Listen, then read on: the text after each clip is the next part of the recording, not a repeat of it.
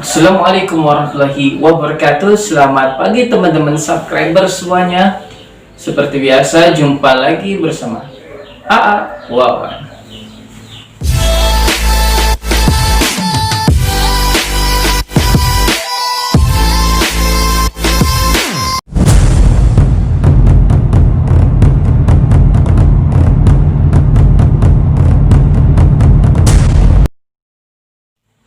Nah teman-teman semua, pada hari ini saya sedang berada di rumah nih teman-teman, lagi kemana-mana ya teman-teman. Ya seperti biasa saya membagikan video kepada teman-teman nih, tujuannya teman-teman. Tiap hari, tiap waktu, kadang sehari sekali, kadang 3 hari sekali, kadang seminggu sekali saya berbagi video dengan teman-teman semua ya. Karena tergantung sayanya lagi sibuk atau enggak teman-teman. Ya lagi mood apa enggak, lagi males apa enggak gitu ya bikin video. Makanya tetap kasih saya support teman-teman, dukung terus dan support terus channel Wawan teman-teman, supaya bisa berkembang dan memberikan konten-konten yang terbaik untuk teman-teman semua.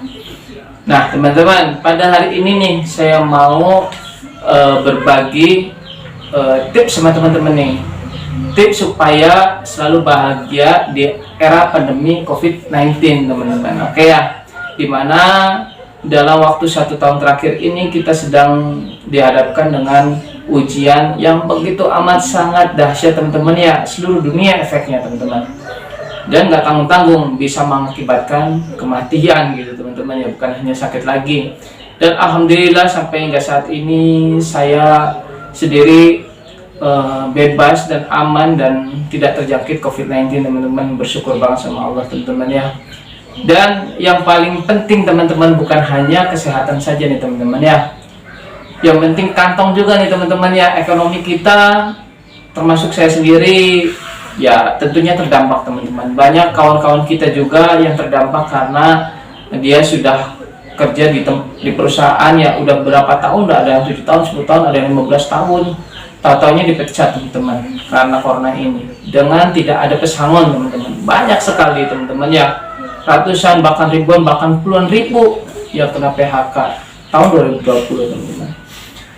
Begitupun pedagang atau pengusaha ya, seperti kontraktor gitu teman-teman ya, supplier gitu kan, penyedia jasa, bahkan pedagang retail sekalipun teman-teman terdampak ekonominya karena COVID-19 ini. Yang biasa ada yang dapat 5 miliar dalam waktu 1 bulan, ada yang 100 miliar, ada yang 10 miliar, ada yang 100 juta, puluhan juta, bahkan jutaan teman-teman tiap bulannya, tiap minggunya, tiap harinya. Sekarang dibilang nol teman-teman, banyak yang terdampak 0 rupiah omsetnya ketika corona ini, apalagi kontraktor teman-teman ya.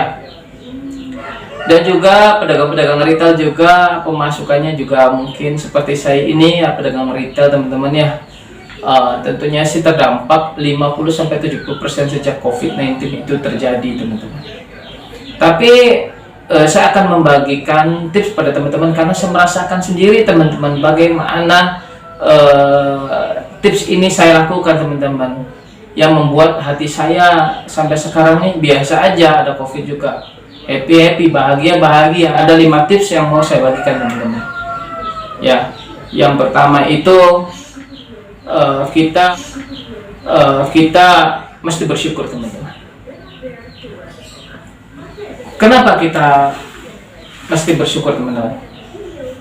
Bersyukur itu adalah sebagai ungkapan terima kasih kita kepada Tuhan pencipta kita teman-teman, Allah Subhanahu wa Ta'ala ya. Jadi yang telah memberikan nafas kita, yang telah memberikan umur kepada kita, umur panjang teman-teman, yang telah memberikan kehidupan, kesehatan, dan semua yang dimiliki diri kita teman-teman sampai saat ini, hingga sampai saat ini teman-teman masih ada dalam diri kita.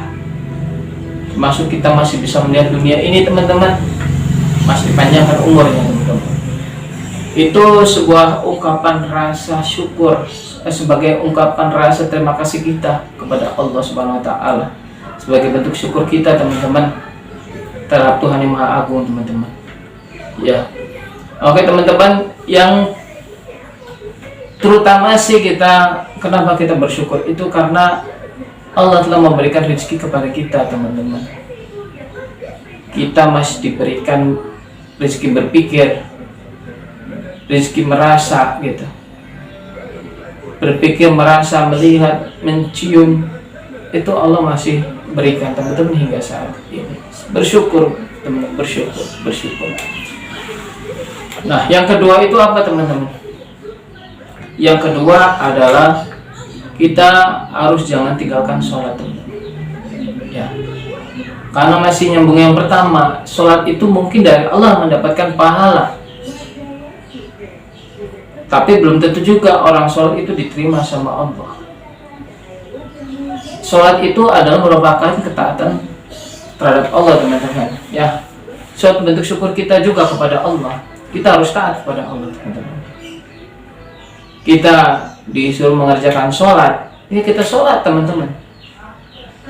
Meskipun yang menjamin kita masuk surga adalah karena rahmat Allah, bukan karena amal kita, bukan karena sholat kita.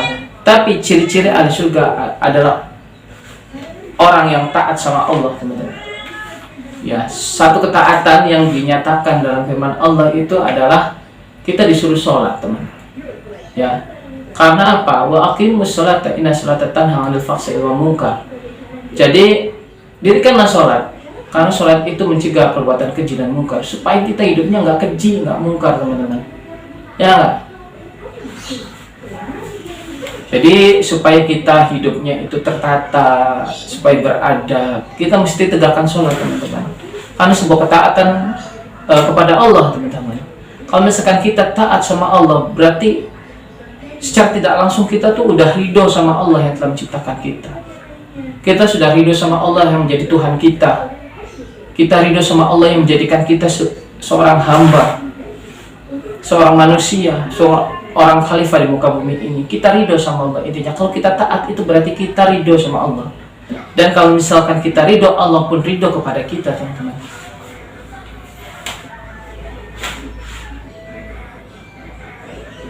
Ya teman-teman ya, jadi kalau misalkan kita ridho sama Allah, kita taat sama Allah, menjalankan semua perintahnya dan meninggalkan semua larangannya, Allah pun ridho kepada kita.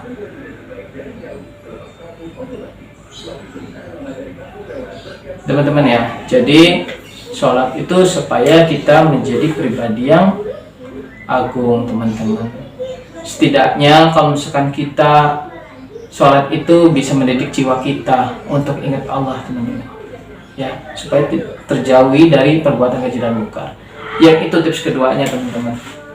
Jadi kita jangan selalu berharap sholat itu dapat pahala. Kita sudah beruntung bisa sholat. Karena apa? Kita masih bisa hidup, kita masih ada nafas. Sholat itu adalah ketaatan sama Allah karena kita sudah dijadikan seorang manusia teman-teman oleh Allah.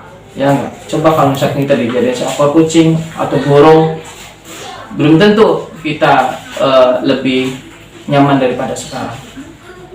Bersyukur teman-teman. Dan yang kedua sholat. Jangan tinggalkan sholat 5 waktu aja. Kalau sholat sunnah, sholat malam itu tambahan bagi teman yang melakukannya, ya bagus banget gitu. Alhamdulillah lah.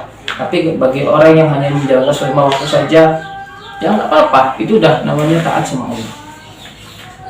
Yang ketiga itu apa teman-teman? Yang ketiga itu kita mesti jangan tinggalkan beramal teman-teman. Semiskin-miskinnya kita, seterpuruk-puruknya kita, masih ada titipan orang lain dari dalamnya teman-teman.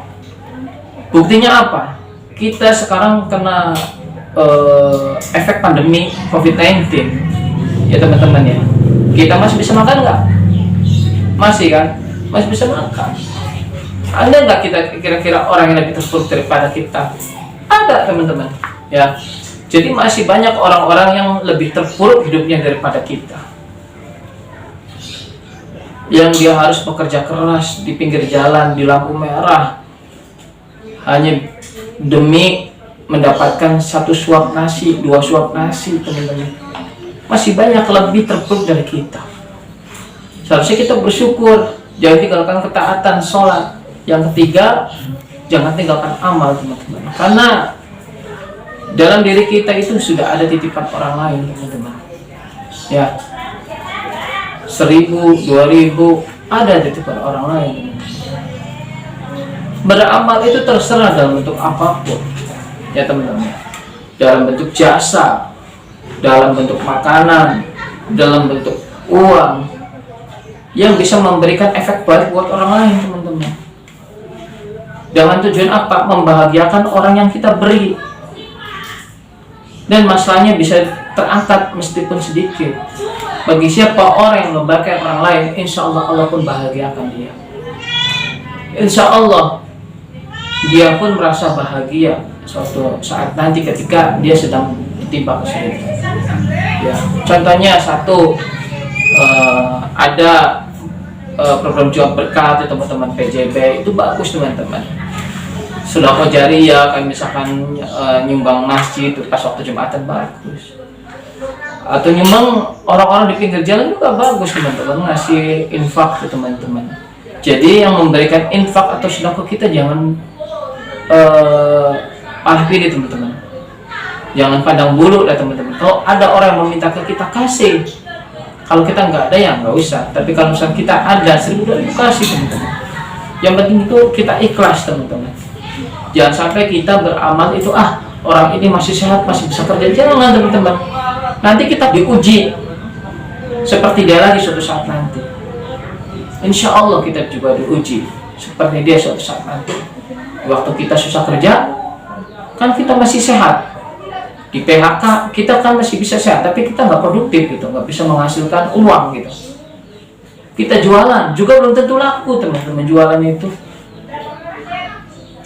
Ya, kita membantu jasa belum tentu ada pekerjaan. Jadi intinya beramal itu jangan pandang bulu teman-teman. Mau dia anak kecil, mau dia orang tua, mau dia masih muda, mau dia masih sehat. Kalau ada orang minta, kasih teman-teman. Kalau kita ada, ya teman-teman. Kalau kita nggak ada ya itu nggak diceritakan lagi. Tapi yang penting diri kita nih jangan minta-minta teman-teman seperti dia. Selagi kita masih ada tenaga, selagi kita masih muda, masih ada pikiran, masih ada hati, carilah pekerjaan yang menurut kita baik. Carilah pekerjaan yang sesuai dengan kemampuan kita, yang sesuai dengan basic kita. Dan carilah pekerjaan yang halal teman-teman, terutama. Jadi begitulah teman-teman. Ya, jangan tinggalkan beramal. Yang ketiga, yang keempat adalah kita mesti kreatif teman-teman. Dalam pandemi ini teman-teman, jangan hanya ngandalin bos, jangan hanya ngajalin pekerjaan teman-teman. Jangan kita galau, kita dipecat di PHK kerjaan, jangan teman-teman. Ya, jangan kita galau omset jualan kita menurun, jangan teman-teman. Bagi teman-teman yang bekerja menjadi karyawan terus dipecat, kreatiflah dalam berbisnis, berusaha, berwirausaha teman-teman. Misal teman-teman basicnya apa, dibikin sebuah usaha, menjadi teman-teman menjadi kreator sebuah wirausaha teman-teman. Ya, seperti apa? Contoh, seperti saya nih teman-teman ya, saya jualan minyak serai teman-teman. Minyak serai itu saya nggak punya ladang serai, nggak punya apa. Saya kerjasama teman-teman sama pemilik kebun serai. Nah, jadi kita di sana kerjasama sama pemilik kebun, kita MOU. Nah, kita bikin penyulingan teman-teman di sana, gitu kan. Nah, lalu bagian pemasaran saya, gitu kan. Gunanya apa tujuannya? Supaya kita bisa memberikan memberikan santunan buat para petani teman-teman. Memberi pekerjaan buat para petani yang sedang kena pandemi ini teman-teman. Ya enggak. Nah, bukan hanya kalau saya hanya jualan sendiri, saya juga tidak sanggup teman-teman. Tentunya saya juga dibantu sama teman-teman yang lain yang mau ikut jualan minyak serai juga teman-teman. Ya, jadi teman-teman yang lain kita minta bantuan mereka untuk jualan juga teman-teman. Ya, untungnya bareng-bareng, dibagi bareng-bareng gitu. Ya, Jadi contohnya seperti itu teman-teman. Jadi kalau misalkan mau berusaha ada tiga jenis teman-teman. Ada jenisnya produk, ada jenis jasa, yang ketiga ada jenis media teman-teman. Jenis produk itu seperti apa? Jenis produk itu seperti kita mau jualan nih teman-teman ya, mau jualan, tapi kita nggak punya modal gitu kan. Caranya gimana kita supaya punya modal? Bantu jualan teman-teman kita, bantu jualan produk teman-teman kita yang punya produk gitu teman-teman ya. Seperti ada teman-teman yang kita lagi sedang jualan sendal, ada yang jualan baju, ada yang jualan parfum, kita bantu jualannya teman-teman, nanti bagi hasil sama mereka teman-teman. Kita saling bantu. Kalau kita kehidupannya mau dibantu, kita juga harus bantu orang lain teman-teman ya. Jadi teman-teman bisa tuh jualan apapun teman-teman, jangan hanya satu. Karena misalkan jualan hanya satu itu, yang ini berhentilah ladang teman-teman. Kalau ininya lagi seret pemasukannya, seret pula kantong teman-teman. Jangan hanya satu teman-teman di era pandemi ini. Apapun yang bisa menghasilkan uang, apapun yang bisa bermanfaat orang lain, ya kita jualan teman-teman. Contohnya apa? Catering. Nah, catering itu adalah sebuah sebuah jenis usaha yang sering orang konsumsi ya teman-teman ya. Di acara sarapan pagi kantor, acara program jual berkat, acara marhabanan atau segala macam teman-teman ya, atau yang by order individu teman-teman. Jadi lewat ini teman-teman, lewat online gitu, lewat Facebook, lewat WA, jualan donat, jualan pizza, jualan makanan gitu teman-teman. Nah, itu paling bagus teman-teman menurut saya ya di zaman pandemi ini teman-teman. Jangan galau bagi teman-teman yang di PHK, dan bagi teman-teman yang dagang yang ngedrop jualannya jangan galau juga teman-teman, karena masih ada jualan-jualan yang lain, yaitu jualan teman-teman kita yang masih bisa kita bantu untuk mendapatkan hasil bareng-bareng ya teman-teman ya. Itu jualan produk teman-teman, itu jenis produk. Ada juga jenis jasa teman-teman. Kalau misalkan kita ada orang yang sedang bangun rumah tuh teman-teman tuh, ya kita datengin, kita itu ikut bantu walaupun sedikit demi sedikit rupiahnya itu ya, walau saja teman-teman, yang penting kita masih bisa menghasilkan. Ada mandor bangunan atau mandor ada pengusaha AC contohnya, pengusaha CCTV, ada pengusaha properti teman-teman. Ya kita bantu mereka teman-teman untuk menjadi tenaganya gitu, untuk menjadi tenaga pemasaran bisa, untuk menjadi tenaga kuli bisa, yang penting bisa menghasilkan teman-teman. Gampang sekarang sebenarnya, itu era-eranya dagang sekarang teman-teman. Balik ke zaman dulu niaga teman-teman, dimana Rasulullah pun menganjurkan orang tuh berdagang teman-teman, bukannya bekerja. Kalau dulu zamannya itu bekerja itu namanya budak teman-teman. Budak sama niaga, Rasulullah utamakan menjadi seorang niagawan atau pedagang, bukan jadi budak. Malah budak itu perlunya dibebaskan, dibeli. Kalau saat kita masih menjadi budak, itu berarti kita belum merdeka teman-teman. Jangan salahkan Allah, jangan salahkan corona pas waktu pandemi corona ini teman-teman. Jangan salahkan siapa-siapa, salahkan diri kita sendiri teman-teman. Kenapa harus Allah yang menegur seperti ini? Nggak kita sadar dari dulu aja teman-teman, bahwa dagang adalah lebih mulia daripada jadi budak. Tapi saya tidak menyalahkan orang-orang yang masih jadi karyawan, karena masih menjadi karyawan adalah bagus juga teman-teman, karena kita di situ belajar teman-teman, belajar menjadi seorang wirausahawan teman-teman. Tapi jangan terlalu lama teman-teman kalau menjadi karyawan, bentar saja ya. Jadi kalau misalkan sampai tua jadi karyawan terus teman-teman, ya bagus sih buat ekonomi dia, tapi buat kemajuan dia nggak bagus teman-teman. Dagang, niaga, apapun yang bisa yang kita bisa gitu, dagang, jual teman-teman. Yang satu lagi, kalau kita nggak bisa dagang, kita kreativitasnya tertuang ke media, bikin konten YouTube teman-teman, seperti saya bikin ya teman-teman. Jangan mengharapkan ini dulu teman-teman, jangan mengharapkan angan-angan yang besar dulu, dapat duit lah tiap bulannya berapa ratus juta, berapa miliar, berapa puluh juta. Jangan begitu dulu teman-teman. Bantulah teman-teman yang lain, contohnya bantulah jualan teman-teman yang lain tertuang ke YouTube kita. Nanti kan kita pastinya kita juga banyak yang nanya jualan teman-teman kita ke YouTube kita teman-teman. Ya kita dagang, kita dapat duit juga di situ. Bantulah, promosikanlah kawan-kawan kita usahanya, dagangnya teman-teman. Insya Allah secara tidak langsung kita juga terpromosi juga teman-teman sama kawan-kawan kita itu. Ya, jadi intinya kita promosiin punya kawan kita, apapun itu bentuknya teman-teman, sehingga teman kita tuh semakin laris jualannya, semakin laris usahanya gitu, sehingga kita pun terdampak itu teman-teman. Kita juga bisa mendapatkan keuntungan juga dari situ. Oke teman-teman. Atau kita konten-kontennya menghibur orang banyak gitu, yang lucu-lucuan, bisa membuat orang bahagia. Di situ kan kita bisa mendapat follower banyak tuh teman-teman ya. Kalau misalkan followernya banyak kan YouTube juga tidak tinggal diam gitu kan. Pastinya itu juga kasih kontribusi lah buat kita.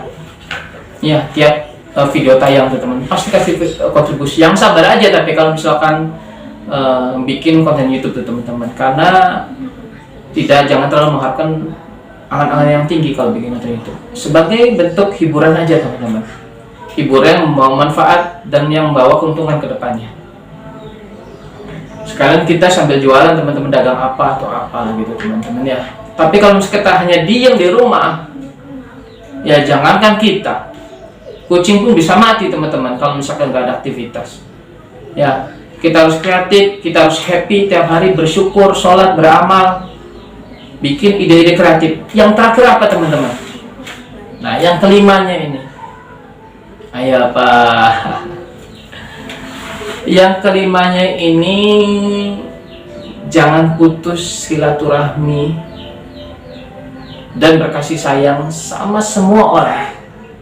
Sama kawan-kawan kita, jangan putus silaturahmi, terutama dengan orang tua kita, dengan kakak adik kita, dengan sepupu kita, dengan sahabat-sahabat karib kita. Jangan putus silaturahmi teman-teman. Karena apa?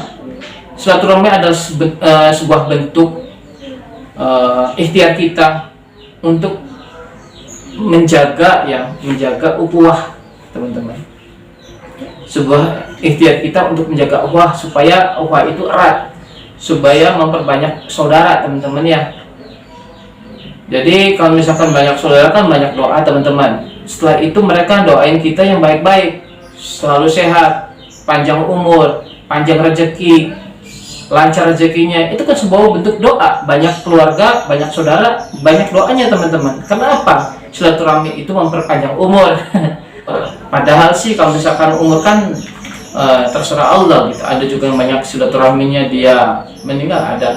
Tapi kan paling tidaknya kalau silaturahmi itu orang yang kita silaturahmikan, orang kita temuin itu, insya Allah doanya ke kita tuh baik-baik, selalu sehat, selalu panjang umur, selalu dilancarkan rezekinya gitu. Begitu juga kita harus selalu doakan orang-orang gitu, selalu doakan kawan-kawan kita, saudara kita, keluarga kita, orang tua kita. Itu mereka. Kenapa bisa begitu teman-teman? Padahal kita nggak saling mengasih tahu ya. Nggak usah ngasih tahu saya mendoakan kamu, jangan, nggak usah. Seperti ini aja teman-teman. Kalau misalkan teman-teman berhadapan dengan orang itu mimiknya tidak mengenakan buat teman-teman, acuh gitu mimiknya, buang muka. Kira-kira teman kesel nggak? Kesel kan? Begitu juga dengan kita. Kalau misalkan kita acuh atau buang muka sama orang, pasti orang itu juga buang muka juga. Tapi kalau misalkan seandainya kita senyum sama kawan kita yang kita temuin, pasti dia juga senyum. Seperti itulah teman-teman. Jadi apa yang di hadapan kita itu, apa yang kita pikirkan, apa yang kita bayangkan, pasti orang yang kita pikirkan bayangan juga insya Allah sama kayak kita teman-teman, pikirannya, bayangannya. Karena walaupun mereka nggak tahu, Allah tuh maha tahu teman-teman.